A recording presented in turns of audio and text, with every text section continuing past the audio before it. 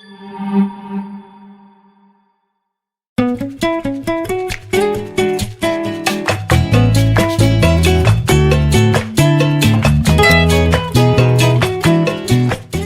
guys, welcome back to my channel. My name is Fela and this is a space where we explore life well lived with Jesus. Now, as you may know, we are well into our consistency challenge. We are well in the middle. This is the third week and it's so exciting to see myself and to see you guys push through and work on these things that you need to develop for your life to flourish. So I want to say well done to everybody who has challenged themselves. It is not easy to keep promises to yourself. It is not easy to keep doing what you said you would do. So I truly appreciate you going, and I am so proud of you as I am of myself. It hasn't been an easy journey, but here we are. Okay, so today's video is truly just about me reflecting on my journey in my 20s, but also like helping you reflect as well. I mean, I am on my 28th year in my 20s and it has truly been a ride. It has truly been an up and down type of journey, and I wanna speak to you. I want to speak to you if you're in your early 20s, mid 20s, late 20s, and you're trying to figure out how to find confidence in yourself. So I have realized that this is something that has kept coming back to me because of certain things, and I just want to have a conversation with you and maybe suggest that you also look into those certain things that you may be needing to continue along. So please don't forget to like this video, leave a comment of what part of the video you're relating to, what are you working on, what lesson have you learned in your 20s, and what is helping you. Even if you're in your 30s and you enjoyed this video, 40s, 50s, do join us, do talk about it, look back into your 20s, maybe share what it was that really helped you. So let's get into this video. Let me also ask you guys to please do this one thing for me. When you go to our community tab, you're gonna see that I've put up a poll. I want to know from you guys that are with me on this consistency challenge if you would like me to do a live on YouTube on Friday at 6 p.m. or on Sunday at 6 p.m. So please do vote and let me know which day you would be able to join so that I can decide on which day we're coming into it. We're going to talk about all the consistency things on that live, so I'm going to leave that out right now. I just want us to talk about confidence. So the first thing that I have done in my 20s right now, where I'm standing now, I have finally learned to replace overthinking with movement, with action. So that's very important, because what you will do in your 20s is you're gonna be in your head about a lot of things. You're going to be in your head about the smallest things. You're going to be in your head about the biggest things. You're going to be in your head about your future. You're going to be in your head about everything, about your family, about your relationships, about your life in general. So you need to learn to be able to still replace overthinking with movement or action. Whatever thing that you want to explore, break it down for yourself, learn to do it regardless of the overthinking, because overthinking will stand in your way.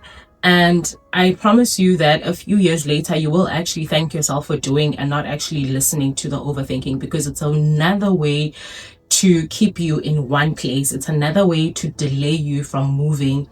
It's a stumbling block, and it's so important for you to be able to deal with it and face it ASAP.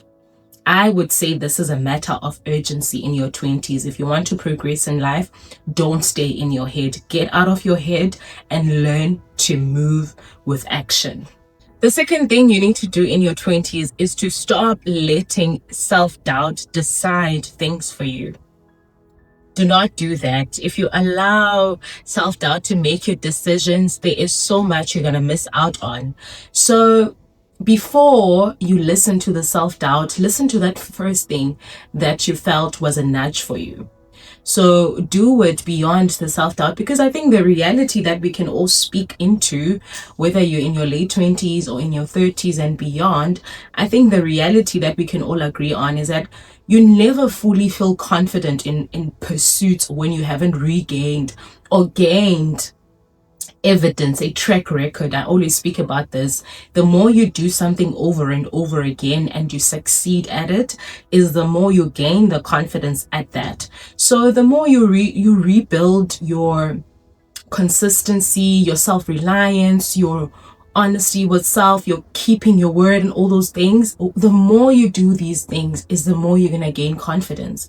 But if you allow self-doubt, because in every single pursuit that is going to transform your life, there will be fears that creep in and express themselves as self-doubt. You really cannot allow that to control you.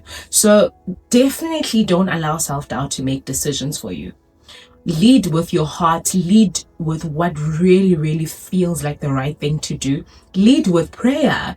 Lead with what you feel the voice of the Lord is nudging you towards. Be in your heart about a lot of things. Assess things with your heart rather than assessing things with your head. Now, I know this becomes dangerous in the relationship space, especially when you're dealing with men, women, relationships. I know that it becomes tricky, but then again, when I speak about leading with your heart, I mean that pray about things. The essence of the depth of your heart will tell you the reality of this is for you or not. You just know it deep within yourself. And if you can't tell the difference, then I think it's just a matter of you're gonna learn as you grow to silence the noise inside of you, and you will be able to have more clarity with things. The third one, which is maybe not easy, but I truly, truly, really need you to believe me when I say this. You need to ditch the victim mindset. Let go of the victim mindset. If you're constantly going to make excuses for letting life pass you by because of where you come from and the limitations of where you come from and the limitations of that people always do this to you, people are always, opportunities are always, but firstly, I think you just need to stop feeling pity for yourself. Then you are going to be able to let go of the victim mindset. Suzisizela in Xhosa, in my language, that's what you said, Suzisizela. So just allow life to unfold, and as it unfolds, allow yourself to adjust. Be flexible. So sometimes life will take turns that were very unexpected to you, and sometimes you will have to work with what you have in your hands. There are a lot of us who are working with what we have. We also have backgrounds where we were not set for life. In terms of where we come from, there were certain limitations that would affect us, but we still did not allow those things to stand in our way. So ditch the victim mindset as soon as you can, because it will delay you. You will always make excuses for why life is happening to you, and that's going to make you become a spectator in your own life. So do not allow that. Do not allow. And I think the first step towards doing that realistically is to heal. Heal from your childhood. Identify, find out what it is that hurt you from your childhood and heal from that. And if you cannot, allow God to lead you into that path of healing. The Lord can do that. The Lord can show you things that have hurt you in your past, and God can help you, guide you through how you heal. The Bible can also guide you through how you heal, but you have to let go of the victim mindset. And it's not always that the things that limited you in your childhood would continue to do so if you don't allow it. If you refuse and become an active fighter in your own life, you will be able to come out of that. So definitely don't allow the victim mindset to take control of you, because it will delay you. And I've just mentioned the fourth one right now, which is you need to stop being a spectator in your own life. I think this is caused by, of course, feeling pity for yourself, for your experiences, for your background, for the limitations that you have influenced your life that do not come solely from you, meaning that parents, family, upbringing, and many other factors, community, environment, many factors. But I need you to understand that God allowed it for a purpose. God does not let anything that is beyond what we can handle happen to us. So where you come from and everything that you are working with, where you are starting, all of that God knows, but He still can help you get to explore your best, get to build your dream life, get to do all those things that you want to do. It does not mean that where you come from will determine where you're going if you don't allow it. So don't be a spectator in your own life. Don't be a person that accepts life happening to you. Be a fighter, be a proactive person in your life. Another thing that's going to help you is to Try take breaks from social media, because social media can teach you to watch other people. If you watch other people's lives way too much, you'll get lost in understanding and seeing the beauty of your own life, seeing the things that you need to pursue and do. So try your best not to become too obsessed with watching other people live their lives, because it can discourage you from showing up in your own life. So that's very, very important. And I really, really hope that a person who is in that place, I pray that God helps you come out of that place. I know how crippling it can be to be in a place where you are watching other people's lives and you feel like your life is not full enough for you to explore things. I think that it can even blind you from the beauty of your own achievements, your own success, the things that you're doing, your own progress. If you are watching other people's lives way too much, it can encourage that spectator mindset in your own life. So try your best not to become too much of a watcher. You'll find that you haven't lived in your early 20s, you haven't lived in your mid 20s, you haven't lived in your late 20s, because you've been watching other people and just envying the whole time. Even the Bible speaks against envy. And I love that the book of Peter says, read yourselves then of all envy, all hypocrisy, all jealousy. It shows that it is your responsibility to rid yourself of those things. In prayer, you can rid yourself of those things. In action, you can rid yourself of those things, but it's still your responsibility to do so. Fifth one is, the more you keep your word to yourself is the more you will regain confidence. If you find that you are a person who keeps disappointing yourself by not doing things that you've promised to yourself, by not showing up in things that you know that your life needs you to show up in, then I think that's going to affect your confidence. Your confidence will come from movement. Your confidence will come from action, because you will get to see that you are capable of doing these things. You will get to see that you're capable of building your life, your dream life, the more you are doing. So that's how you are going to regain your confidence. So the only way to trust yourself more is to keep promises to yourself. Keep your word. So keeping your word to yourself becomes a thing that is almost like a commitment or a covenant. You know, when people are married and they promise one another, they say vows to one another, and they honor those vows throughout their daily lives and their marriage becomes healthier, it grows, and they grow confident in each other because they've kept their word to each other. And I think the example is very practical. So yes, learn to keep your word towards yourself, and you will grow more and more confident in your 20s. A lot of people in their 20s are just moving with the flow.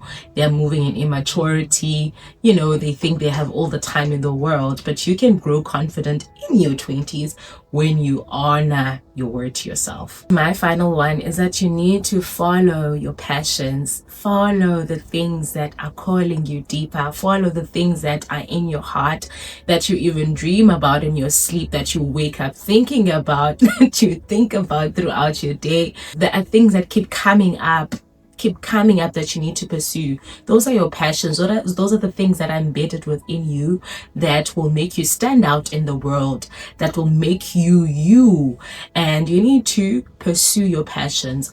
Another lady on TikTok said something like, you need to follow the things that feel like God when you're doing them. Not that they feel like a God, but you experience closeness with God. You experience God within you when you do those things. You need to pursue those things. Those things will be the things that make your life meaningful. Those are the things that are going to keep you alive, keep you going, encourage you. There are things that you don't need to over prepare for, but as you show up and just do them, you feel so much drawn to the Lord. You feel so much closer to God, because God placed those things in you.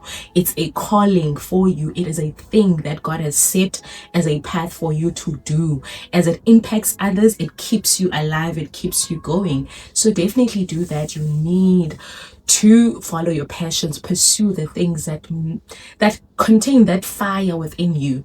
There are things when you do, you find that there's a fire that burns within you that reignites you again and again. They keep you going. So you need to pursue your passions, and you need to follow your passions, and you need to keep going. Remain committed to them even when it becomes tough. Your passions will mostly cost you sacrifice. Let me not just say your passions, let me say your callings, the things you're called to do. They will challenge you the most, but they will fulfill you the most. There will be nothing like them in your life. So definitely follow those, and your life will be changed. That will also contribute to you growing confident, not because you trust yourself, but you follow the lead of where the Lord is leading you and calling you towards, and that will help you grow more confident in your own life. So yes, guys, those are the 6 things that I wanted to share that have helped me grow more confident in my 20s. They've given me clarity of who I am, clarity of my own purpose, and they have given me a meaningful life that makes me feel like I stand out because I am true to who I am and how my design is and what I'm called to do. So yes, and I hope that you enjoyed this video. Please let me know in the comment section what it is that you're related to, or what are the things that have helped you in your 20s. I am excited to hear from you, and I want us to keep going with the consistency challenge. Please don't give up on me now. Don't give up on me now, please.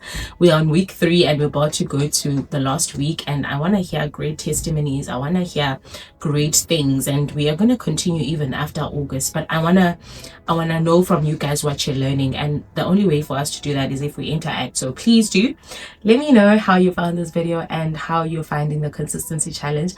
You can always comment with a purple heart if you're still with us, just so we know. You may not have something to say, but just drop your purple heart if you're still journeying with us. I love you guys so much, and I'm going to see you on Friday or Sunday on our live YouTube. Please don't forget to like this video and subscribe to the channel, and be on this journey with us to grow and explore life well lived with Jesus.